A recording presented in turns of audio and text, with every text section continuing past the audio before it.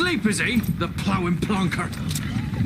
Break me pearlies on this blasted pit-ridden tract.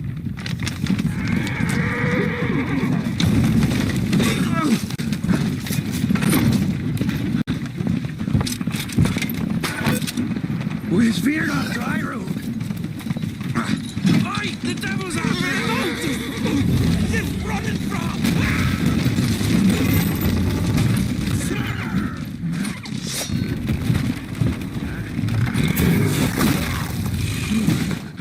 Maybe I'll shield us.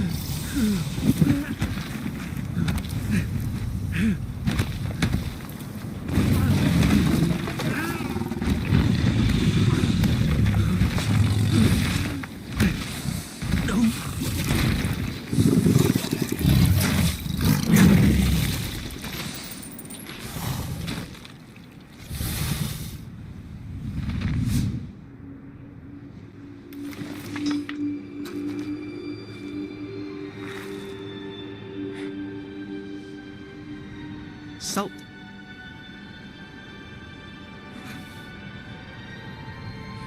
Almost had me fooled, Fruin.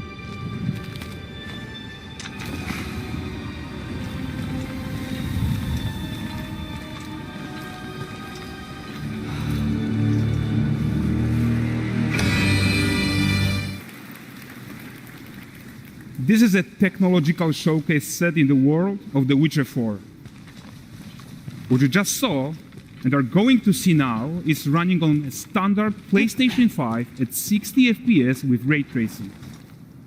So in the game, you'll be playing as Ciri, a professional monster slayer, a witcher. She explores the world and hunts down monsters for coin. The region we are in is called Kovir, and you'll get to explore it in the game. Right now, Ciri is investigating a monster, and after gathering new clues, she is heading back to a nearby village.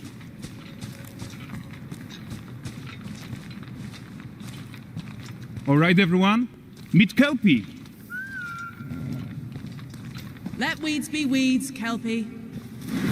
So just like Geralt had Roach, Ciri has her own loyal companion.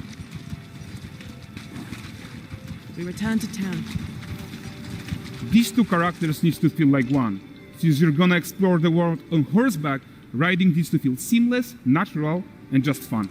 Yeah, and to support that, we're introducing multi-character motion matching in Unreal. So Ciri and Kelpie, they're perfectly synchronized when mounting from any angle and speed. And we also support root motion movement on Kelpie, so controlling her feels realistic and grounded.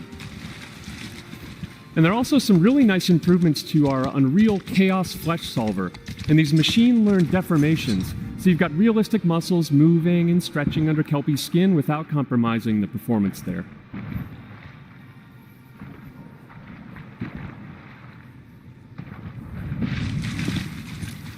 So let's leave Ciri behind for a second and talk about the world itself.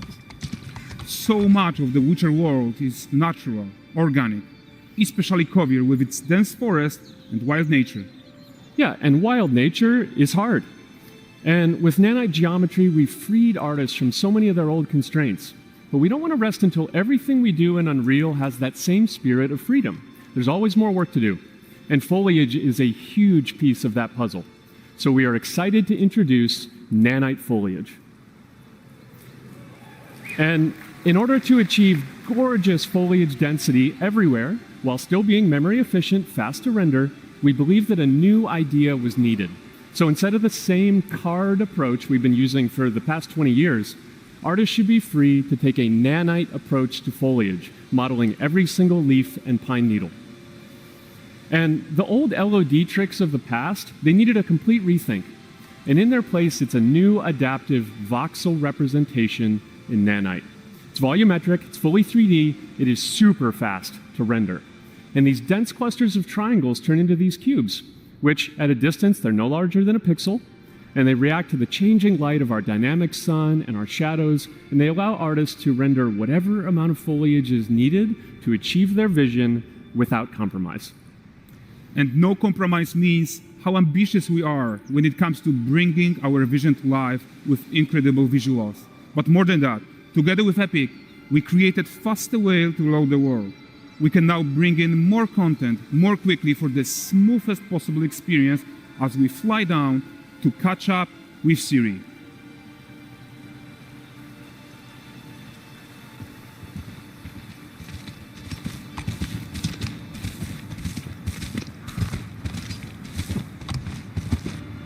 Welcome to Valdrest. So Valdrest is a port town, a hub for fishing, trade and mining. It's one of those places where you can meet shady characters or overhear gossip from other lands. It's also where Ciri took on her current contract. High-tech, let's leave Kelpie here and explore the marketplace and food. And the missus? I'm so excited we can finally show you some of this stuff. Let's see what Valdrest has to offer. Not her again. Not even at the land Exeter Fair. Now, 9 gazes while I present him with a fish. For the furry rascal will often wait, and the fair's weight grants good fortune. For this feat,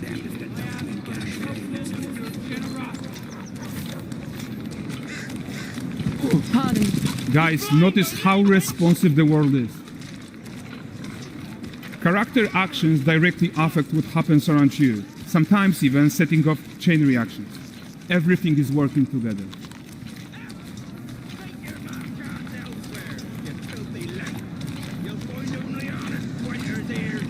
Oh, look at this poor gentleman being taught how to fly by an angry innkeeper. That's what happens when you cheat at Gwent. Last of it, is it? ready to aim. Jingling the purse.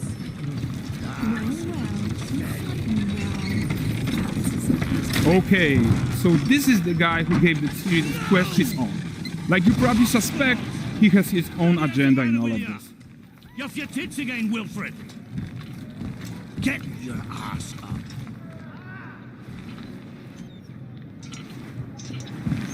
A typical day's toil. Who in? Ah, with Churres. What news of my wagons? No eternity is taking that damn salt to arrive. I found them. And, well, suffice to say, they'll not reach you. As for the salt, I found not one speck. I presume this comes as no surprise to you. Now. Kavir's smuggling trade is of no concern to me. Shush, shush, shush. The manticore that flattened your cart and devoured your men, quite the opposite. Manticore? No, them winged hellspawn dwell in the arse end of Creighton, not here. While Siri decides what to do about that merchant, let's take a look at the character technology that powers this marketplace. Why don't we listen in on these fishmongers? They're selling their wares, chatting up customers. Morning, catch this is. Won't find none fresher. Reckon me lady's after one of them. Get this cleaned and gutted for you. You mind, dearest? Into seeing some and more. Got mackerel, cod, all Braxton's finest. And there is tons of tech to play here, even in this simple market stall. Metahuman tools, improved Unreal smart objects, chaos cloth, and more. Yeah, and all of this exists to make sure that the gap in quality between Siri and NPCs is as small as possible. Sweetest. Yeah, and closing that gap, it's not just about fidelity, right, but also authenticity. They should react to changes in the world around them. But the prisoner in pillory isn't exciting enough for Valdrest. Let's grab everyone's attention with a circus.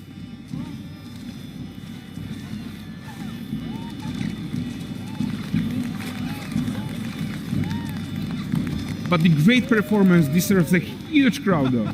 Let's crank it up.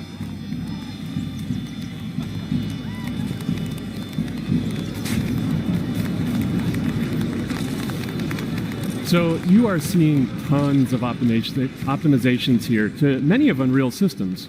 including an entirely new Unreal animation framework, allowing us to fit easily in our 60 FPS budget, not just in rendering, but also with room to spare on the game thread. Over 300 animated skeletal mesh agents all going about their business.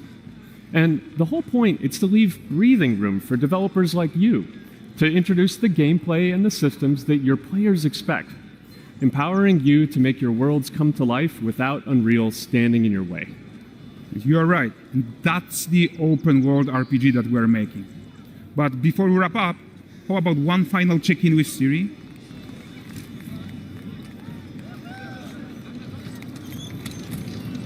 We are making this game to be the most immersive and ambitious open world Witcher game ever.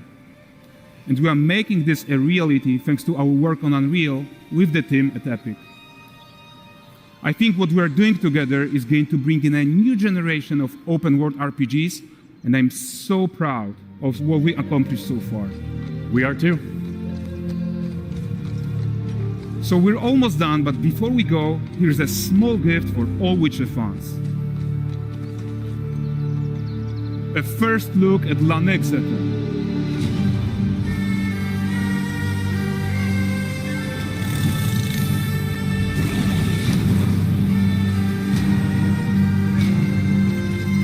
Onward, Kelby. We've work to do.